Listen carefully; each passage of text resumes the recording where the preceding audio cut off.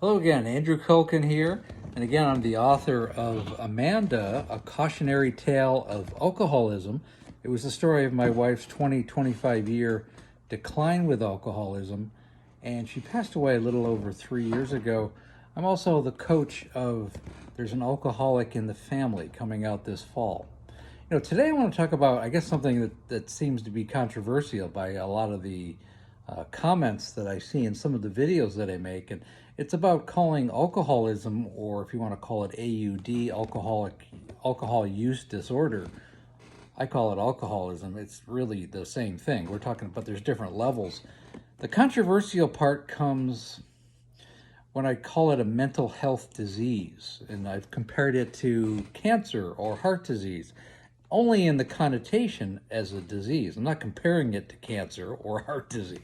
I'm just using the term disease.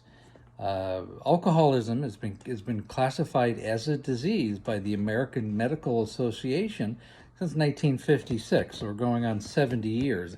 One of the reasons why they have this classification, it's really as a way to approach it as a disease so that doctors can prescribe medications like medications that curb the alcoholic cravings, so that you can set up systems like rehab facilities, group counseling, accountability partners. Group counseling, I'm a big fan of, because nobody can really do this alone. Very few people have the ability to do it, and if they do, there's a good chance you're going to relapse. It's important to be part of a community of like-minded people who are addicts in a similar way that you may be. Everybody's on a different level. You may be able to meet people that have had serious 3 or maybe even level 4 alcoholism, where their life has been completely turned upside down, and they're finding themselves all by themselves. This is the best way to combat this disease, is through group counseling. Not to get off in a tangent, but calling it a mental health disease is really what it is. It's a way to approach this, and to the classification, okay? It's the best way to classify it so that insurance companies can approach this in a medical way. It's the only way to really respond to it. And people take offense by it because of AA meetings, and you have to stand up in front of people and call yourself an alcoholic. People take a great offense to that, I suppose.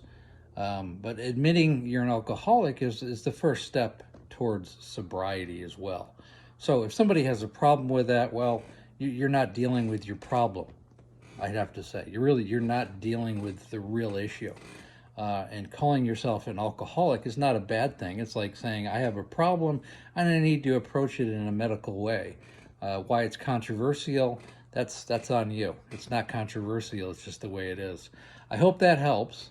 I hope that clarifies some things of why we call it a mental health disease, why we call it a disease. It doesn't mean a person is weak by having a disease. People have all kinds of attitude towards towards alcoholism, but it is a disease. And that's about all I'm going to say on that. Moving forward, again, you can go to the website, www.amanda, A Cautionary Tale. You can sign up for pre-orders, and I have a lot of information coming out on the coaching program as well. I have a lot of, my center is really to help families who have an alcoholic in their family, and to be able to understanding the red flags, so they can get help to their family member sooner rather than later, and they're able to open up conversations, and they will have an education on how to approach the alcoholic in their family, which is really my main concern. The sooner we can help people in the earlier stages of alcoholism, the more people we can save, and the more people will have a future life of long-term sobriety. I hope that helps, and we'll talk again soon. Thanks for listening.